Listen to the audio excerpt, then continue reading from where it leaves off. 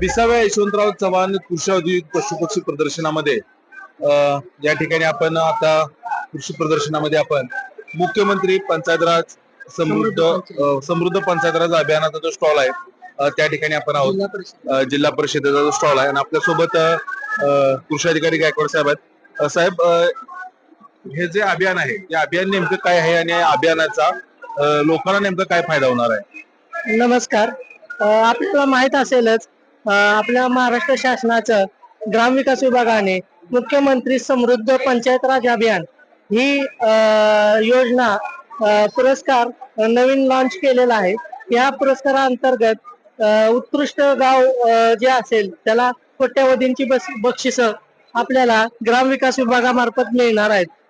आता आपल्या सातारा जिल्हा परिषदेच्या मुख्य कार्यकारी अधिकारी सन्माननीय यास्नी नागराजन मॅडम यांच्या महत्वाकांक्षेनुसार तसेच सातारा जिल्हा परिषदेचे कृषी विकास अधिकारी गजानन ननावरे साहेब यांच्या मार्गदर्शनानुसार आपण इथं मुख्यमंत्री समृद्ध पंचायत राज अभियानाचं एक मॉडेल लाईव्ह मॉडेल तयार केलेलं आहे. या मॉडेलच्या अंतर्गत आपण जे अभियानाचे मुख्य 8 घटक आहेत ते 8 घटक आपण इथं लाईव्ह दाखवण्याचा प्रयत्न केलेला आहे. या मॉडेल अंतर्गत पहिलं सुशासनयुक्त पंचायत.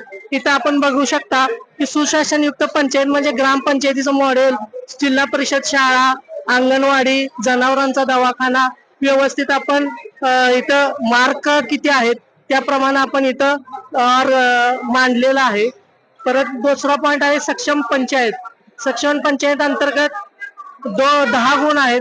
त्यात मग घर पाणीपट्टी कशी वसुली वेळेच्या वेळी, तुमच्या ग्रामपंचायत आवारात सौर पथदिवे, CCTV वगैरे त्याचे लाईव्ह मॉडेल आपण दाखवलेलं आहे. जलसमृद्ध व स्वच्छ हरित गाव अंतर्गत आपण इकडं जे छोटीशी टेकडी केलेली आहे त्या टेकडीला आपण CCT केलेले आहेत. छोटीशी ओढा टाईप ओळ दाखवून आपण दगडी बांध लूज बोल्डर केलेला आहे. लोकसहभागातून आपण वनराई बंधारा पण केलेला आहे. तसेच मनरेगा अंतर्गत आपण जी कामं घेतली जातात ती लाईव्ह दाखवण्याचा प्रयत्न केलेला आहे. नाविन्यपूर्ण उपक्रमाअंतर्गत ग्रामबीज उत्पादन असेल, ग्रामपंचायतीनं तयार केलेली रोपवाटिका असेल, ही दाखवण्याचा प्रयत्न केलेला आहे. मुक्त संचार गोठा हा आपल्या पशुसंवर्धन विभागाचं जे अनुदान दिलं जातं ते मुक्त संचार गोठा शेतकऱ्यांनी कसा करावा हे पण दाखवलेलं आहे.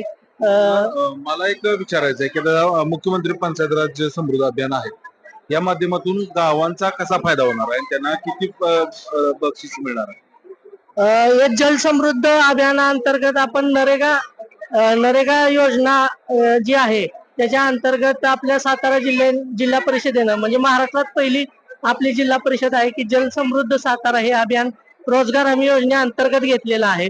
या योजनेअंतर्गत आपण ही बघता 10 प्रकारची कामं, जलतारा असेल, परत तुमचं लोकसहभागातून वनराई बंधारा असेल, परत सलग समतलचर असेल, रेन वॉटर हार्वेस्टिंग असेल इत्यादी कामं आपण घेतो. माझा शेवटचा प्रश्न आहे की तुम्ही आता या माध्यमातून जे कराड तालुका असेल किंवा सातारा जिल्हा तर काय आव्हान करा नागरिकांना की या अभियानामध्ये सहभागी होण्यासाठी काय आव्हान?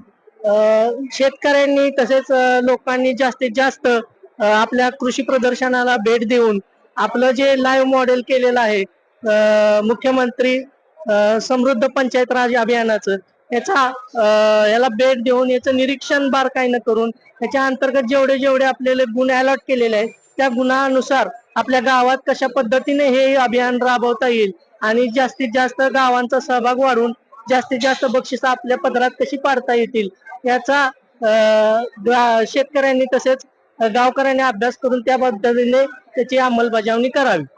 धन्यवाद. तर मुख्यमंत्री समृद्ध पंचायत राज अभियानामध्ये विविध बक्षिस या ठिकाणी ठेवण्यात आलेले आहेत आणि ती बक्षिस मिळवण्यासाठी गावांनी कशा पद्धतीनं डेव्हलपिंग केलं पाहिजे किंवा कशा पद्धतीनं काम केलं पाहिजे याचं एक रोड मॉडेल या कृषी प्रदर्शनामध्ये आहे. तर शेतकऱ्यांनी या स्टॉलला अवश्य भेट देऊन याची पाहणी करावी आणि आपल्या गावासाठी मुख्यमंत्री समृद्ध पंचायत राज अभियानामार्फत बक्षीस जिंकण्यासाठी याचा अभ्यास करावा असं आवाहन गायकवाड साहेबांनी केले. गायकवाड साहेब, तुम्ही एवढी सर्व माहिती आम्हाला दिली त्याबद्दल आपलं धन्यवाद. धन्यवाद.